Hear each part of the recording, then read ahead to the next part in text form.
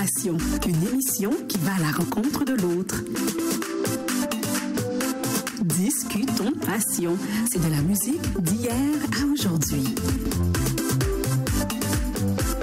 Discutons Passion, c'est un dialogue entre vous et moi. Bonjour Montréal. Darnley Dubois au micro, j'allais dire au volant, mais oui, au volant de cette émission. Bienvenue en ce vendredi 20 septembre 2019. Discutons Passion de 15h à 15h30 sur les ondes de Radio Centre-Ville, 102.3 FM. Discutons Passion, évidemment, on va à la rencontre des gens. Aujourd'hui, je vais vous présenter une dame fort sympathique, mais avant tout, débutons en musique. Je vous propose d'écouter Mélanie Renaud. Souvenez-vous, Mélanie Renaud, une chanteuse, auteure, compositrice québécoise d'origine haïtienne qui s'est fait connaître autour des années 2000 avec son album Ma liberté. Alors, la chanson que je vais vous faire écouter fut la révélation en 2002, donc par le gala Félix, elle avait gagné un prix pour cette chanson. Donc, je vous propose qu'on écoute la chanson Je m'en veux de Mélanie Renaud.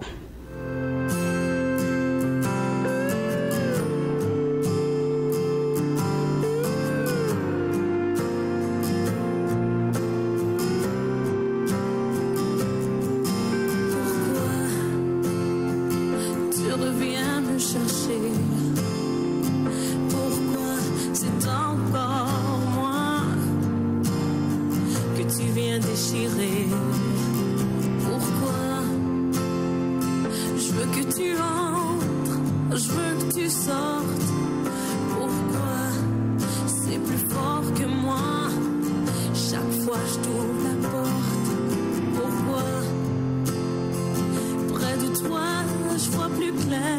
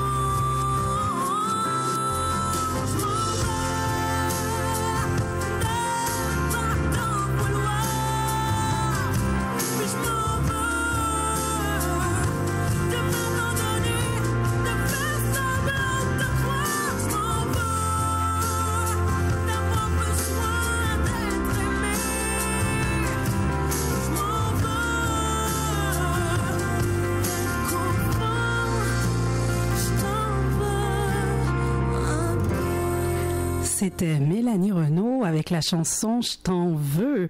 Je m'en veux, dans le fond. Voilà le titre, « Je m'en veux ». Et nous allons recevoir notre invité. Aujourd'hui, je vais vous présenter.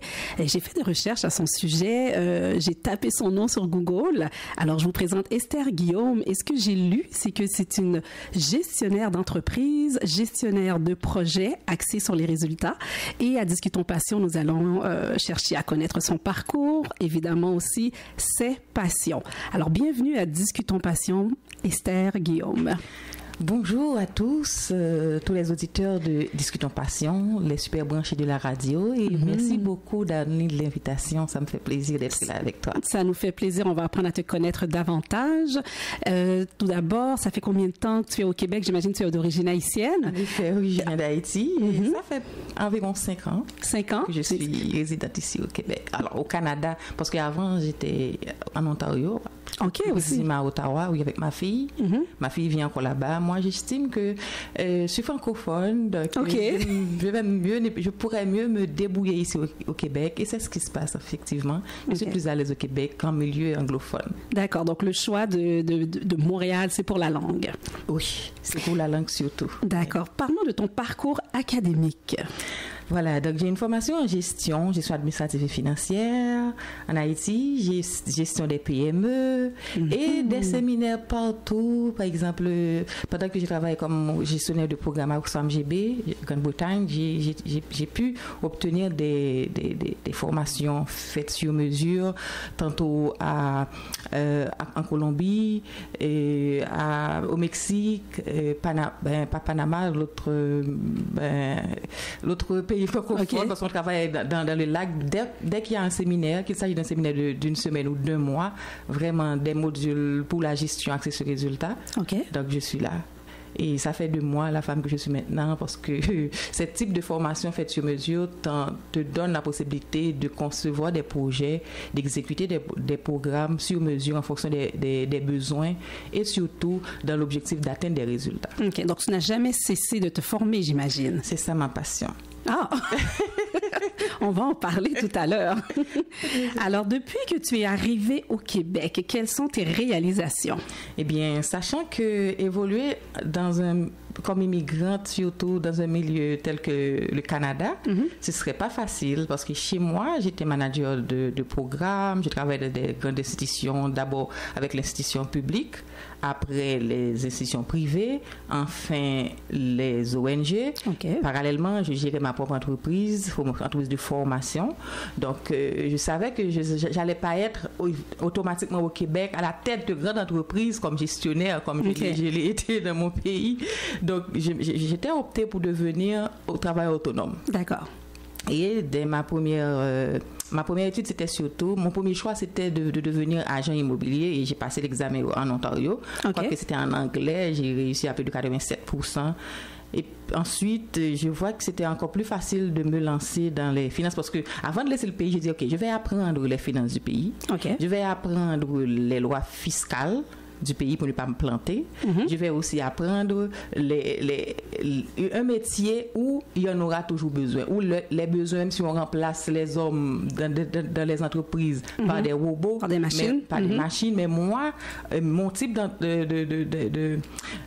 mon type de métier ou de profil serait toujours important, même pour les robots.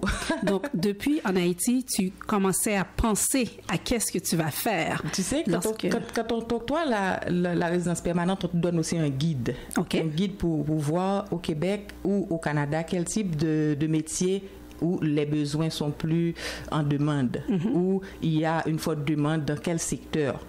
Donc, me basant sur ce document, et aussi visiter des liens, des sites de recrutement, les jobs les plus en demande, etc.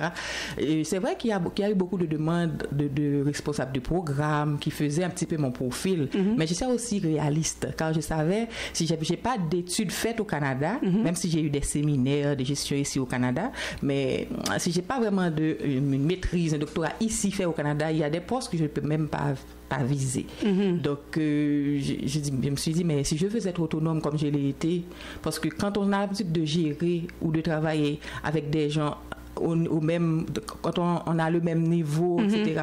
Donc, on ne va pas commencer par from the bottom, c'est-à-dire on commence au plus bas. Pour moi, je sais que je n'allais pas pouvoir m'adapter. D'accord. Donc, j'ai dit, mais pourquoi ne pas prendre quelque chose où les exigences seront de produire moi-même. D'accord.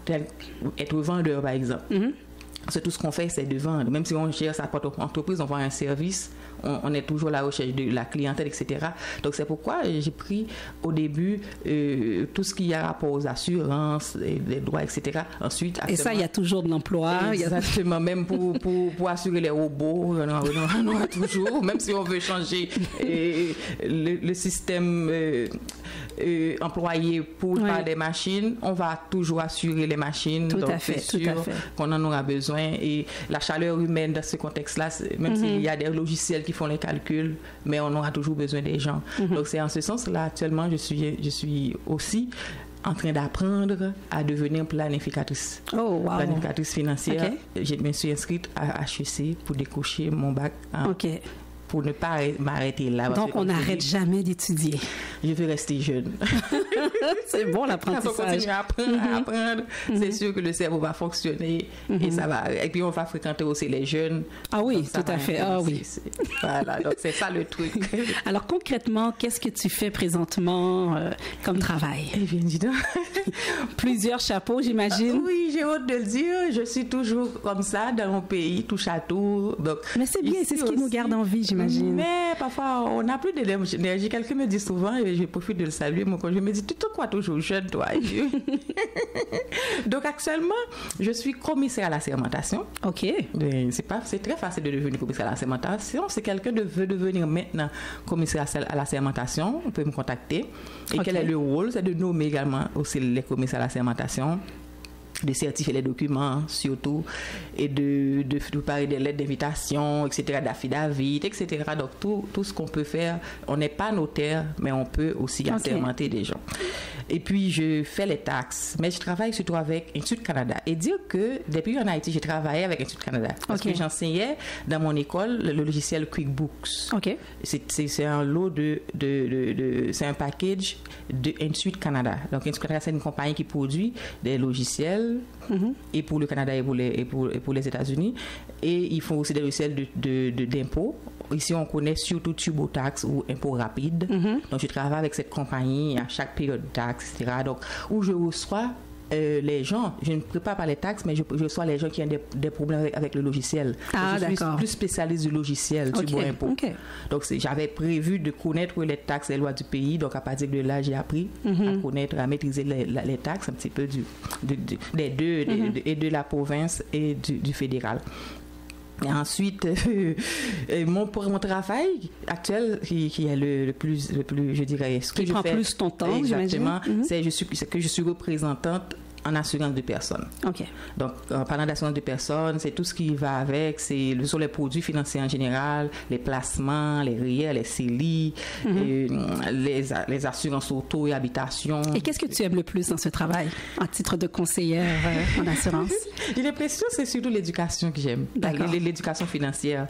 OK, donc tu rencontres les gens et tu les formes en quelque sorte sur leurs finances, sur leur gestion. Comment protéger leurs avoirs, comment préparer leur futur financier, c'est-à-dire de ne pas être à court d'argent à la retraite, comment économiser sur certains achats inutiles dans le but de faire des épargnes, dans le but d'épargner. Donc, est-ce que tu revois le budget au complet? Tu rencontres quelqu'un et on regarde les dépenses, on regarde ce qu'il rentre et à partir de là, tu peux établir un budget avec quelqu'un? C'est ça le job, mais c'est tout pas facile. En fait, au Canada, on dit la job, mais chez nous, on dit le job. Donc, c'est surtout pas facile quand on ne connaît pas quelqu'un. C'est pourquoi moi, je travaille sur référence. Je ne fais pas des appels à froid, je ne vais pas frapper les portes des gens et leur demander leur budget. C'est très délicat de dire à la personne, donnez-moi toutes vos dépenses, etc. Donc, tu attends d'avoir certains contacts, d'être à l'aise avec... Confiance. Confiance. Les gens qui connaissent le rôle et les tâches d'une représentante, d'un représentant, ils ouvrent leurs portes et ils expliquent tout. Voilà. Ils donnent leur dernier état financier, etc. Leur dernier avec cotisation. Parce que notre rôle, vraiment, c'est de préparer le budget. On appelle ça analyse des besoins financiers. Donc, on ne va pas vraiment proposer un produit. Si vous voyez quelqu'un venir vous dire, OK, quel est votre budget, combien vous pouvez payer, il vous donne une police d'assurance ou vous donne un produit, ça, il ne respecte pas les ABC, même les notions de base du métier. D'accord. Donc, il faut vraiment déterminer les dépenses de la personne. Il faut vraiment déterminer les besoins en matière de finances, d'assurance, de placement, etc. de la personne avant de faire donc ça peut prendre au moins 3, 4, 5 rendez-vous. Et j'ai un client ou deux familles où ça a dû prendre au moins 6 mois avant de proposer quelque chose. Oui, parce qu'il devait travailler sur le crédit de ces familles. OK. Faire des recommandations, comment diminuer les dépenses. Donc, c'était des gens vraiment au bord où la maison allait être saisie. Donc, on ne va pas vendre quelque chose à cette personne. Non, faut pas. Donc, il faut d'abord sauver la maison, sauver les finances, parce que dans cette période, la personne n'a plus d'équilibre, ne peut même plus penser pour elle-même. Donc, il faut trouver des solutions rapides, faire des références. Pourquoi moi, j'allais dire aussi que je fais des référencements sur pour les notaires, agents immobiliers, agents d'immigration. Donc, il faut travailler avec ces gens-là aussi pour avoir un bon réseau pour qu'on puisse... Mon client a un problème, comment vous pouvez l'aider? Donc, moi, je ne fais pas ça, mais on peut aussi travailler avec quelqu'un pour qu'on puisse le conseiller sur donc, quelqu'un te contacte, tu es une clé en main. C'est ça. C'est la personne qui a un conseiller juridique a justement un conseiller pour les affaires juridiques et puis c'est tout. Puis voilà la facture. Mais nous autres conseillers financiers, la personne va acheter une maison, on doit être là pour l'encadrer. La personne va se marier. On doit, parce que est-ce que tu as déjà des biens, tu veux faire des biens et puis tu vas te marier, est-ce que tu vas faire un contrat de mariage ou qu'est-ce que tu vas faire? Parce que tu as des enfants mineurs, etc. Donc on est là pour conseiller, orienter aussi la personne. On n'est pas conseiller matrimonial, mais on peut aider pour protéger la personne contre même ses désirs. Parce que tu vas prendre des décisions qui vont affecter tes finances. Et donc, assurance vie également, Oui, certainement. Donc, quel est le bénéficiaire? Est-ce que tu vas prendre quelqu'un que tu ne connais même pas, un chum que tu viens de rencontrer, etc. Et puis tu vas lui dire, cette personne-là, je l'aime bien, il m'aime, et que c'est mon bénéficiaire, et puis 100% irrévocable. Donc, c'est à moi aussi de venir et te dire, voilà l'enjeu. Je n'ai pas de problème, un coup de cœur, tu peux tout faire, mais voilà. Tu parlais, sans te couper, sans t'interrompre, excuse-moi, tu parlais un peu plus tôt par exemple, de la retraite, donc l'épargne retraite. J'imagine qu'avec toi, on peut également préparer les décès, les préparatifs, admettons, si on veut économiser, qu'est-ce qu'on veut léguer, qu'est-ce qu'on veut laisser financièrement. C'est conseiller surtout sur les dispositions à prendre si en cas de décès, parce qu'on ne peut pas attendre pendant qu'on va avoir 80 ans pour faire cette planification. Si je sors maintenant, je décède, qu'est-ce qui va se passer de mes biens? J'ai une fille, j'ai un époux, etc. Donc, qu'est-ce qui va se passer? Donc, je conseille surtout sur, si tu vas t'en aller, tu vas laisser X, tu vas laisser Z, et tu vas laisser tel type de bien, soit si tu laisses des mineurs, voilà ce qu'il faut faire.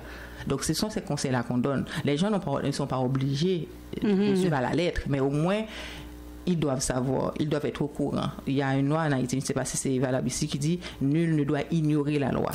Donc, ça, c'est une loi, ça, ce sont des principes en matière de finances que les gens doivent être bien informés. Parce que si vous laissez, par exemple, vous laissez des biens, vous dites à ma succession, donc quelles sont les charges, les coûts, quel délai ça peut attendre. Donc, il faut vraiment définir. Si on a des actifs ou encore des valeurs mobilières à la banque, donc on a des dettes, donc quels sont les risques, etc. Donc, c'est ça nos rôles. Par exemple, moi, j'ai de l'argent à la banque. OK, mais tu as tes RIER à la banque, tes fonds non enregistrés à la banque. Maintenant, quels sont les risques que tu as des dettes et que tu as des enfants mineurs? Il faut désigner un bénéficiaire. Donc, tout à fait. Un bénéficiaire, soit ta fille, ton fils, ou ta femme, ou ton époux, etc. Donc, sinon, cet argent-là peut être saisi et beaucoup. Et c'est compliqué. C'est compliqué. Donc, toi, tu sensibilises les gens à tous ces enjeux-là. C'est ça. Je me rappelle, un collègue m'a dit, mais toi, tu ne vas pas vendre, toi, parce que tu passes trop de temps à expliquer les gens.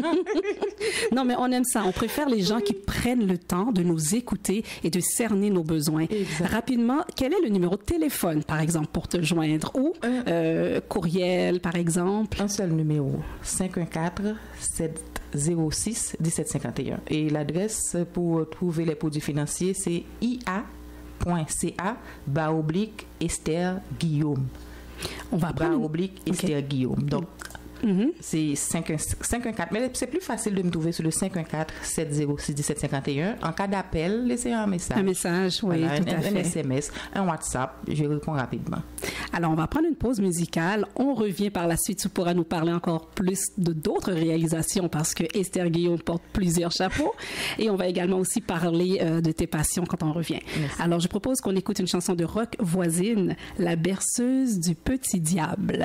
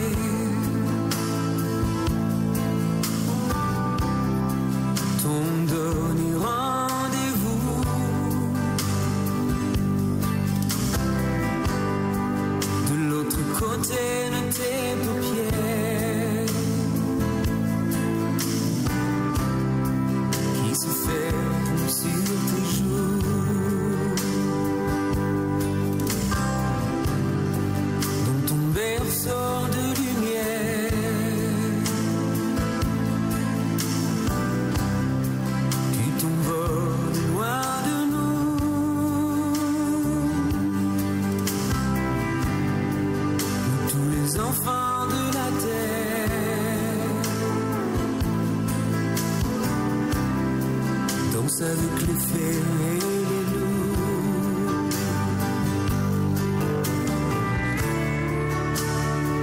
Donne-toi un peu de temps. Esther, je vais interrompre cette belle musique pour qu'on puisse poursuivre.